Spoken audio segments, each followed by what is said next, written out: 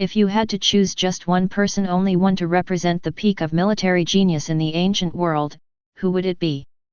On one side, there's Alexander the Great, the man who conquered the vast Persian Empire and marched all the way to India, all before the age of 33. On the other, Julius Caesar, the Roman general who defeated some of the fiercest tribes in Europe and reshaped the fate of the Roman Republic, laying the foundation for an empire that would last for centuries. Both are legends. Both have been praised, idolized, and endlessly debated. So who was the greater commander? This isn't just a fun question for history buffs. It's a lens through which we can better understand war, power, ambition, and legacy. Because behind every battle, every conquest, are tens of thousands of lives, shifting borders, and civilizations transformed forever. In this video, we won't settle for an easy answer like who killed more, won faster, or ruled longer. Instead, we'll look deeper: how they led, how they built their armies, how they dealt with enemies, and most of all, the legacy they left behind for the world. Together, we'll follow Alexander's fiery path from Greece to India, and then trace Caesar's long campaign from the forests of Gaul to the marble steps of the Roman capital. And by the end, you'll have the tools to answer for yourself. Who truly was the greatest military commander of the ancient world? Before there was Alexander the Great, there was another man equally brilliant, but often overlooked: Philip II of Macedon, his father. Back then, Macedon was no superpower.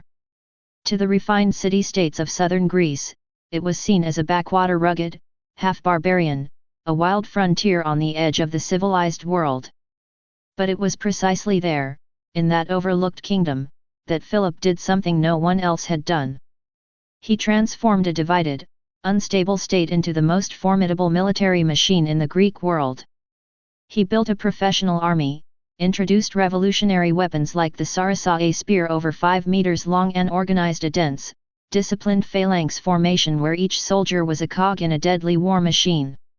He also developed a shock cavalry force, the hetairoi, or companions, noble horsemen who would later become the striking fist of Alexander's army. And of course, he had a son, Alexander, born not only into royalty, but into a storm of ambition and innovation. Alexander was educated by none other than Aristotle, the greatest philosopher of his time. But he wasn't just taught ethics or logic, he learned how to view the world as a grand, interconnected system: history, geography, science, art, and war. At the age of 12, he tamed a wild horse no one else could ride, Bucephalus, simply by understanding its fear. His father Philip was so astonished that he declared, "My son, find a kingdom worthy of you. Macedon is too small." At 20, after Philip's assassination, Alexander took the throne. Within just 2 years, he crushed domestic rebellions, defeated northern tribes, and destroyed the city of Thebes, a brutal warning to the rest of Greece: do not defy me. Then, he set out on the most audacious campaign in ancient history: the conquest of the Persian Empire. He crossed the Hellespont, declaring that he would avenge the past invasions of Greece by the Persian Empire. At the Battle of the Granicus, Alexander personally led his cavalry straight into the Persian lines, nearly losing his life in the process, but ultimately emerging victorious. Soon after, he faced King Darius III for the first time at the Battle of Issus. Darius, ruler of the entire Persian Empire, commanded a vast army. Yet Alexander defeated him, capturing his wife, daughters, and mother, but treated them with unexpected dignity, like a king honoring another. But the true climax came at Gaugamela. Here, Alexander was outnumbered many times over. The Persian army stretched across the horizon. And yet, with masterful tactics, Alexander broke through the center of the enemy line and struck directly at Darius's position. Once again, Darius fled. And in that moment, Alexander became not just king of Macedon, he became king of Asia. But he didn't stop. He pushed further east, deep into Persian territory, and eventually reached Egypt. There, the locals welcomed him as a god. At the Siwa oasis, the oracle proclaimed him the son of Zeus Ammon. From that moment, Alexander began to believe in his own divinity. He adopted Persian royal dress, demanded his companions bow in the Eastern style, and slowly distanced himself from his Macedonian roots. Even so, he kept marching. All the way to India, where he faced King Porus at the Battle of the Hydaspes, the first major clash in history involving war elephants. Alexander won. But now, his men had had enough. They were tired, far from home, and could go no further. Reluctantly, Alexander turned back. On the return journey, he chose to cross the Gedrosian desert, a brutal mistake. Thousands of his soldiers perished from heat and starvation. When he finally reached Babylon, he began planning a vast imperial network, a fusion of East and West. But he suddenly fell ill and died in 323 BCE, at the age of 32. He left no clear successor. And with his death, the empire he built fractured, almost immediately torn apart by his generals, each hungry for a piece of the legacy. And yet, the image of a young man who conquered the known world continues to live on. To the Greeks, he was the one who brought civilization to the East. To the Persians or Indians, he may have been a conqueror, an invader. But no one, no matter where they stand, can deny this. Alexander changed history. If Alexander was the genius of speed, of dazzling breakthroughs and relentless ambition, then Caesar was the master of patience, calculation, and control. He wasn't just a general. He was a politician, a writer, a reformer. In the chaos of the late Roman Republic, Caesar didn't just conquer on the battlefield, he conquered the political arena as well. Julius Caesar was born in 100 BCE into a patrician family, the Julii, who proudly claimed descent from Venus, the Roman goddess of love. But the Rome he grew up in was not a stable empire. It was a crumbling republic plagued by corruption, political factions, and outbreaks of violence. As a young man, Caesar was intelligent, bold, and endlessly ambitious. He threw himself into politics early on. At one point, he was even kidnapped by pirates. After being ransomed and released, he personally raised a force, hunted them down, and had them executed. He served as a financial officer in Spain, where his leadership and charisma began to turn heads back in Rome. He slowly gained the trust and fear of the political elite. The real turning point came when he formed an alliance with two of the most powerful men of his time. Pompey the Great, the celebrated general who had conquered the East, and Crassus, the wealthiest man in Rome. Together, they formed the first triumvirate, an informal but dominant political bloc. With their backing, Caesar secured the governorship of Gaul, the vast region that covers modern-day France and Belgium. And there, he launched a military campaign that would last nearly 8 years, a campaign that would etch his name permanently into the history books. The tribes of Gaul, like the Helvetii, Belgae, and Eburones, were fierce warriors, skilled at using the dense forests, rivers, and hills to their advantage. But Caesar, with his discipline, persistence, and tactical adaptability, defeated them one by one. His most famous victory came at the Battle of Alesia. There, he besieged the Gallic leader Vercingetorix, who had taken refuge in a fortified hilltop stronghold. When a Gallic relief army arrived to break the siege, Caesar did something extraordinary. He built 2 concentric rings of fortifications, one facing inward to trap the defenders, and another facing outward to repel the rescuers. He held off both forces and won a decisive victory. That battle is still studied today as a master class in siege warfare. But while Caesar was building, thank you for using Panopreter Basic.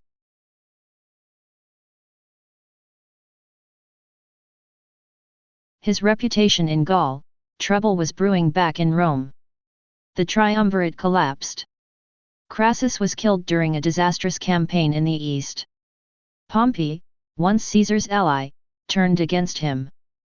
The Senate, now controlled by Caesar's enemies, demanded that he disband his army and return to Rome as a private citizen. Caesar refused. Instead, he led his army across the Rubicon River, a sacred boundary no general was allowed to cross with troops. As he did so, he is said to have declared, Alia I acta est, the die is cast. It was a declaration of civil war.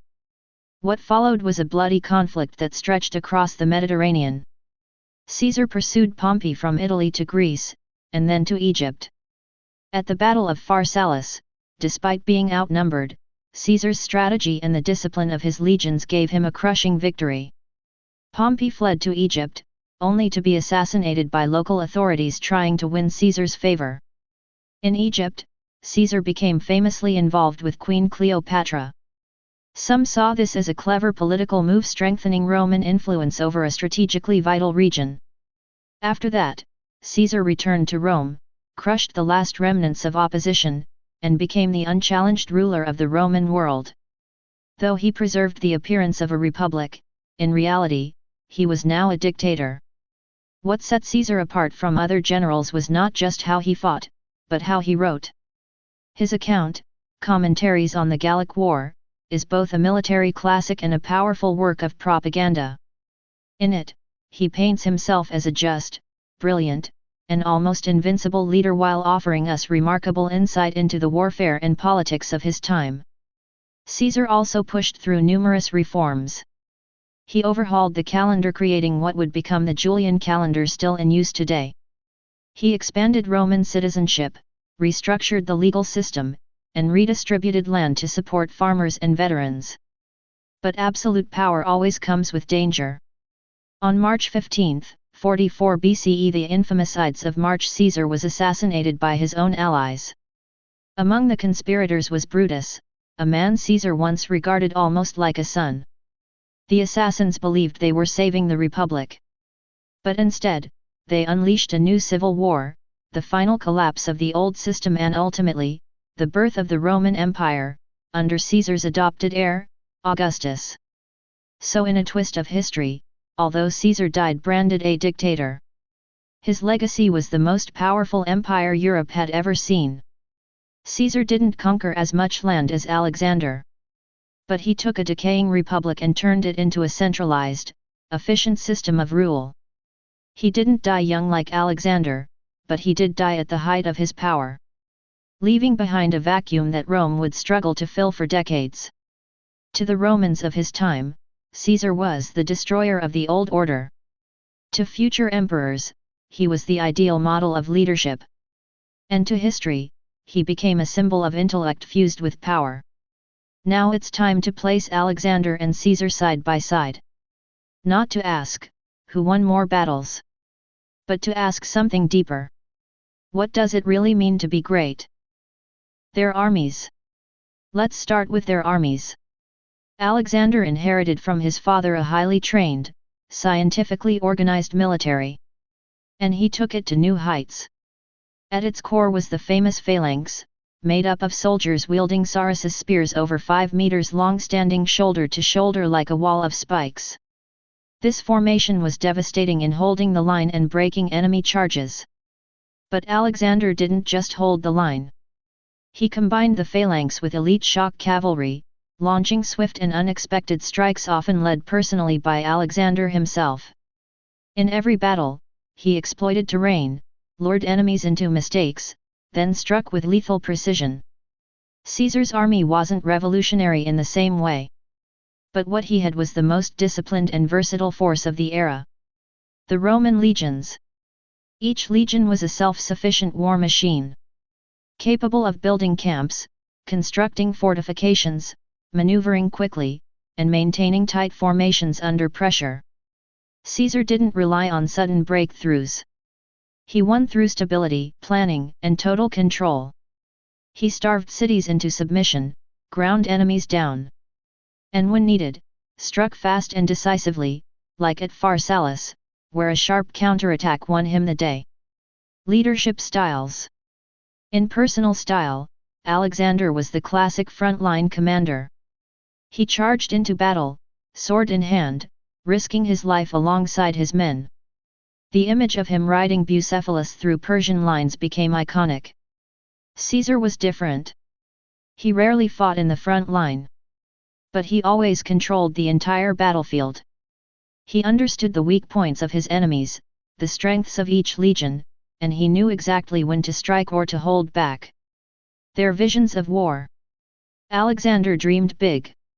He envisioned a fusion of East and West, a civilization that blended Greek, Persian, Egyptian, and Indian cultures. He married an Eastern princess, encouraged his soldiers to do the same, and spread Hellenistic culture wherever he went. It was imperialism, yes, but it was also the first recorded vision of a world beyond race and borders. Caesar, on the other hand, had political goals. His wars were tools to secure power in Rome, to outmaneuver his rivals. But the unintended consequence of his actions was far greater. The birth of an empire that would shape Europe for centuries. One more critical factor is adaptability. Alexander usually won under conditions that he controlled. When the terrain, logistics, and morale all lined up according to plan, he was virtually unstoppable. But when he found himself in unfamiliar territory like the harsh climates and foreign cultures of India, and his soldiers began to resist, his momentum stalled. He could go no further. Caesar, in contrast, often fought in unfavorable environments. He didn't choose the battlefield, he was forced to improvise. From the forests of Gaul to the deserts of Egypt, from conventional warfare to civil war, Caesar knew how to turn setbacks into strategic advantages. Flexibility was his deadliest weapon. Legacy. In terms of legacy, Alexander left behind a vast map stretching from Greece to India. But he left no lasting system of governance. After his death, his empire quickly splintered as his generals carved it up and fought among themselves for decades. Hellenistic culture spread far and wide, yes, but there was never a single, unified empire of Alexander. Caesar, on the other hand, though assassinated early, paved the way for the Roman Empire. His heir, Augustus, became the first emperor.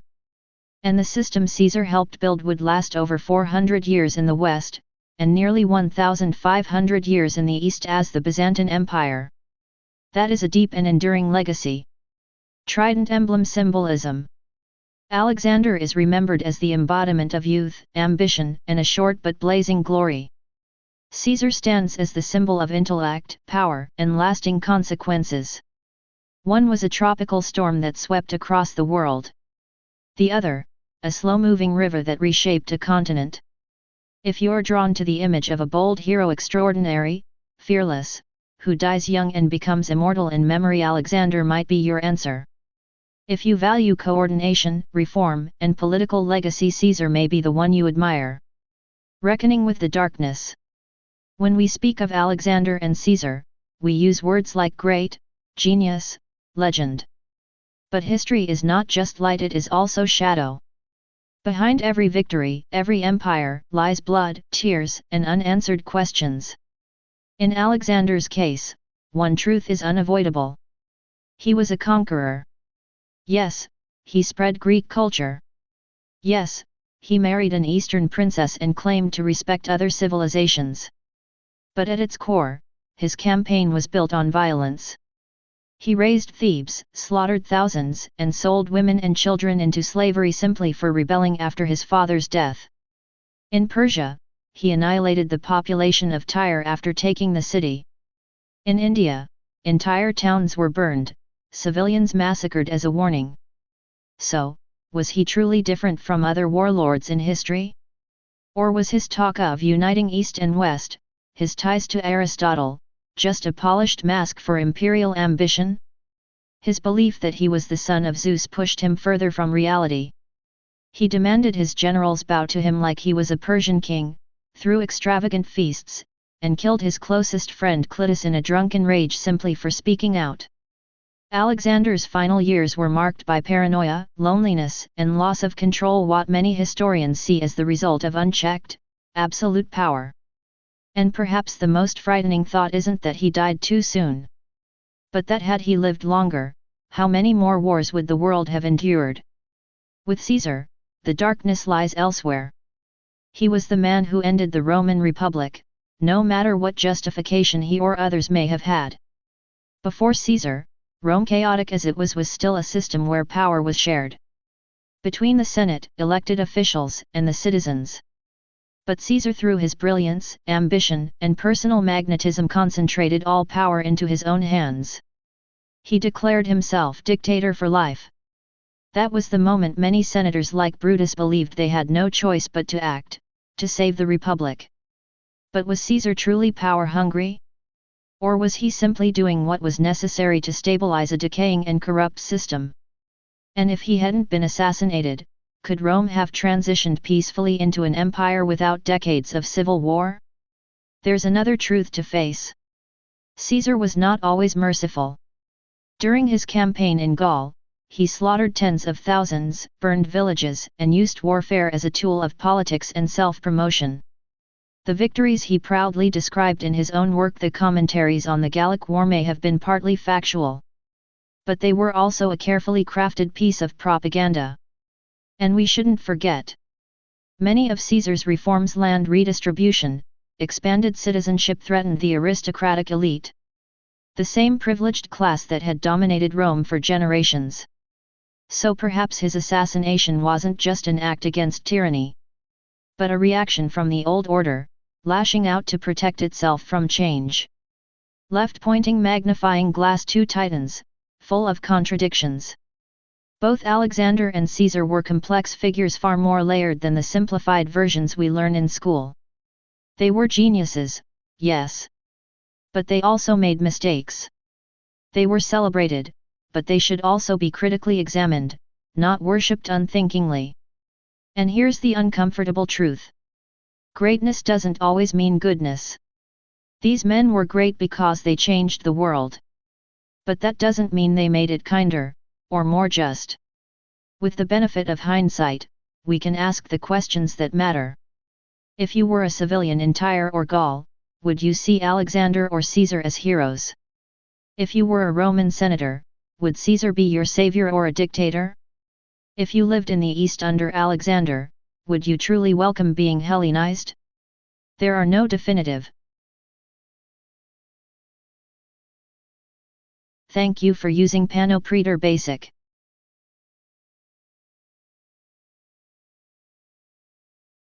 Answers. But asking these questions helps us approach history with clear eyes and critical thought. Not as blind worshippers, but as thoughtful observers. And so, we've traveled through history. From the blazing victories at Gaugamela and Alesia. Through political intrigue, personal ambition, and the moral shadows behind empire. So then, who was greater? Alexander embodied speed, instinct, and limitless ambition. He created a military earthquake that shattered the known world's boundaries. In his early 20s, he defeated one of the largest empires in human history. He wasn't just a commander, he was a symbol. Of youth, of drive, of a dream that dared to cross every border. But the cost of it all was destruction, instability, and an empire that didn't survive a single generation. Caesar, on the other hand, shaped the future. He didn't burn everything down and leave. He dug deep into the Roman system, reformed it, stabilized it, and left behind a blueprint for lasting rule. The empire he paved the way for would become one of the most influential civilizations in Western history. But the price? The fall of the Republic, and the rise of a dictatorship. You could say. Alexander was fire, Caesar was iron. One burns through everything. The other forges something that endures. One leaves you awestruck with the impossible. The other earns your respect through precision and depth. One died young, at the peak of his glory. The other died in a political storm one he helped create. If you ask, who was the better battlefield commander? Maybe it's Alexander. If you ask, who shaped politics and civilization more deeply? Maybe it's Caesar. But if you ask, who was the greatest commander of the ancient world? The answer might depend on how you define greatness. History isn't a contest to crown a single winner. Each figure is a product of their time, their circumstances, and their own character. And sometimes, the most valuable thing isn't choosing a name, but learning something deeper about people, power, and the consequences of great decisions. If you've made it this far, what do you think? Do you lean toward Alexander, the blazing force of ambition? Or Caesar, the master of order and lasting impact? What impresses you more, dazzling speed and glory, or strategic control and long-term influence? And if you enjoy stories like this where history is told clearly, honestly, and from multiple angles, don't forget to subscribe to the channel. There are many more episodes like this to come.